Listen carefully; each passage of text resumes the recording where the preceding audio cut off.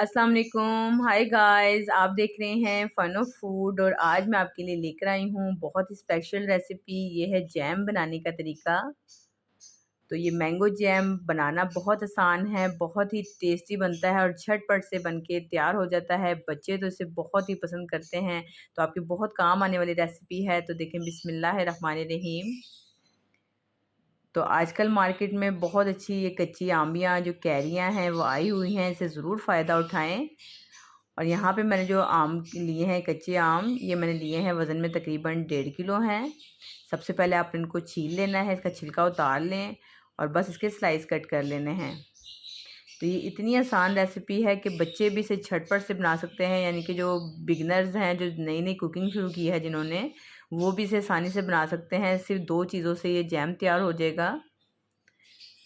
तो बस आपने इसके इस तरह स्लाइस काट कर लेने हैं और छिलका उतारते टाइम एक चीज़ का ख्याल रखना है कि छिलका आपने थोड़ा मोटा ही उतारना है इसका, क्योंकि इसके ऊपर एक सख्त लेयर होती है, तो वो लेयर आपने हटा देनी है। सिर्फ हमें इसका पल्प भी चाहिए। ये गूदा जो इसका है वो देखें मैंने साइड पे कर लिया है।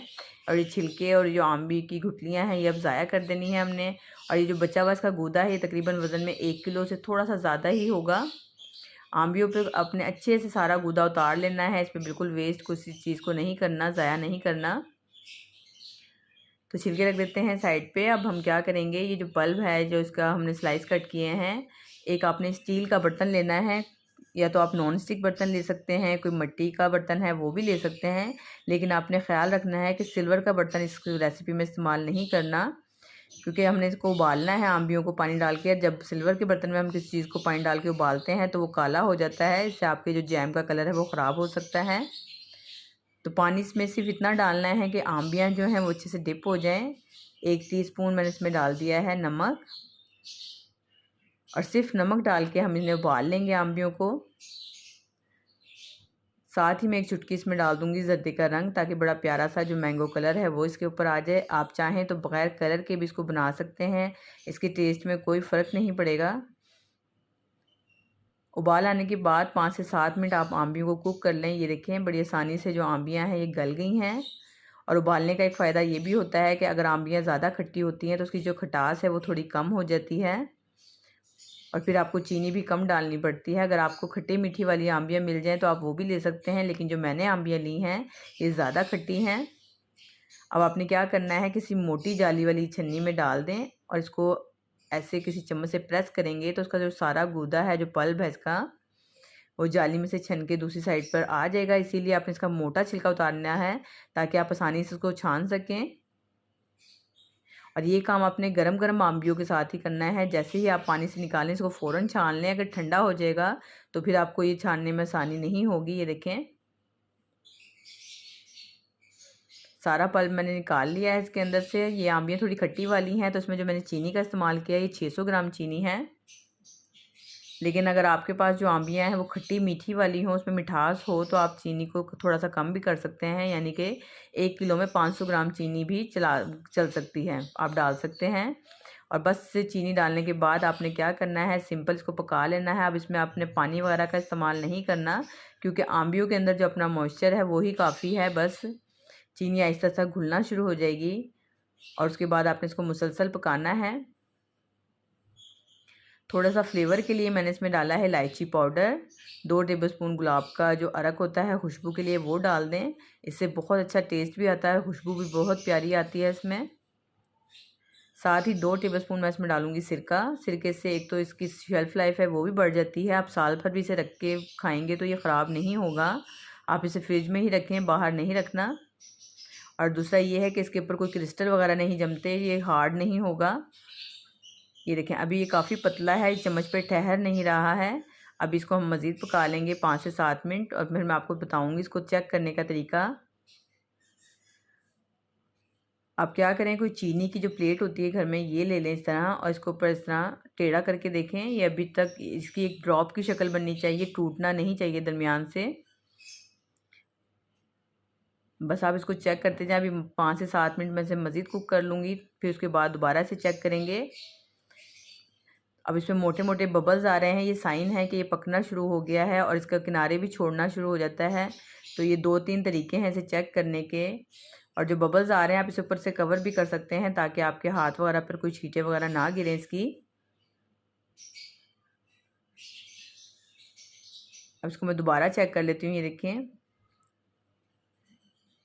ये अब थोड़ा सा बहना शुरू हो गया है, लेकिन ये टूट नहीं रहा। पहले ये दरमियान से टूट रहा था। 2 मिनट मैं इसे मज़ीद कुक कर लूँगी। हल्का सा दरदरा है दरमियान से। ये देखें कितनी सिंपल और आसान रेसिपी है। कुछ भी इसमें ऐसी चीज़ नहीं है जो आपको ना समझ आए। सिर्फ आपने चीनी डाल के इसके पल्प को पकाना है और बस इसको चेक करने का छोटा सा तरीका है, उसको नोट कर लें और सेम तरीके से इस रेसिपी को फॉलो करें। इंशाल्लाह आपको बहुत मज़ेदार जैम जो है वो घर में खाने को मिलेगा। ये देखें बनाकर। अब ये देखें इसकी कंसिस्टेंसी बिल्कुल परफेक्ट है। इतना ही थिक होना चाहिए, इससे ज़्यादा आपने इसे कुक नहीं करना। मैंने चूल्हा बंद कर दिया है क्योंकि ज़्यादा ही अगर हम पका लेंगे तो उसके बाद ठंडा होने के बाद ये टुकड़ियाँ की शक्ल में होना शुरू हो जाता है, फिर स्प्रेड नहीं होता डबल रोटी के ऊपर। अक्सर बाज़ार से भी लाते हैं तो बहुत हार्ड होता है और आसानी से डबल रोटी के ऊपर नहीं लगता। तो बस इतनी ही इसकी कंसिस्टेंसी होनी चाहिए। ये देखें कितना ज़बरदस्त दानेदार जो ये मैंगो जैम है बनके तैयार हुआ है और कलर भी लुक वाइज कितना प्यारा लग रहा है। ऐसे ही आपने हल्का सा इसमें फूड कलर डालना है या जर्दे का रंग डाल लें आप इसमें। ये देखें आसानी से ये ऊपर फैल रहा है डबल रोटी के ऊपर। आप बच्चों के लिए ज़रूर ये बना के रखें क्योंकि ये बहुत फ़ायदेमंद है। इसमें कोई केमिकल वगैरह नहीं है। घर में आप आसानी से इसे बना सकते हैं। स्कूल में लंच बॉक्स में बच्चे ले जाते हैं। पराठे के साथ भी बहुत अच्छा लगता है। दिन में जब बच्चों को भूख लगे आप डबल रोटी पे लगाकर बच्चों को आसानी से दे सकते हैं। और 1 किलो में ढेर सारा जैम जो है वो बनके तैयार हो गया है। तो इस सिंपल सी आसान सी रेसिपी अगर आपको पसंद आई हो तो सबसे पहले प्लीज़ लाइक का बटन ज़रूर प्रेस कर दिया करें। आपकी लाइक करने से हमारी जो मेहनत है वो वसूल हो जाती है। और आप मुझे ज़रूर ये मेंशन किया करें कि आप मुझे कहाँ से वॉच करने हैं। मुझे बहुत अच्छा लगता है कि आप मुझे कहाँ से देख रहे हैं, किस सिटी से या किस कंट्री से आप मुझे वॉच कर रहे हैं। ये पढ़कर मुझे बड़ा अच्छा लगता है। ये देखें सारा जैम तैयार है। आप इस तरह की बॉटल्स जो घर में तैयार आप जैम लेके आते हैं बाज़ार से, उसकी बोतलें खाली होती हैं, आप उनको अच्छे से धो कर रख लें। आपने धूप में ज़रूर खुश्क करना है। उसके बाद आप इसमें जैम डालें। बिल्कुल खुश्क होनी चाहिए बोतलें अंदर से, या तो किसी जार में भर लें या बॉटल्स में भर के रख लें। और एक चीज़ का और आपने आखिर में ख्याल रखना है कि जैम जो है बिल्कुल ठंडा होना चाहिए। अगर आप गरम गरम बॉटल्स में डाल देंगे तो उसमें नमी आ जाएगी क्योंकि गर्माइश होने की वजह से इसमें भाप बन जाएगी और इसमें ज़रा भी नमी आ गई तो उसकी वजह से ये ख़राब हो सकता है, इसमें फंगस लग सकती है। लेकिन बिल्कुल ठंडा है जब मैंने इसको बॉटल्स में भरा है। आप ओवरनाइट इसे बाहर ही पड़ा रहने दें और अगले दिन आप इसको बोतलों में भर के रख लें। तो बस ये मज़ेदार सा जो मैंगो जैम है ये देखें बनके तैयार हो गया है। ढेर सारा ये जैम आप बनाएं और बच्चों के साथ इंजॉय करें। आपके बच्चों को ये रेसिपी ज़रूर पसंद आएगी और आपको बच्चों को यकीन ही नहीं आएगा कि आपने उसे घर में बना के दिया है क्योंकि उसका फ्लेवर जो है बिल्कुल बाज़ार जैसा है। अगर आपको मेरी रेसिपी अच्छी लगी है तो प्लीज़ चैनल को लाइक करें, सब्सक्राइब करें और नेक्स्ट वीडियो तक के लिए मुझे दें इजाज़त। अपना बहुत सारा ख्याल रखें, मुझे भी अपनी दुआओं में याद रखें। अल्लाह हाफिज़, बाय बाय।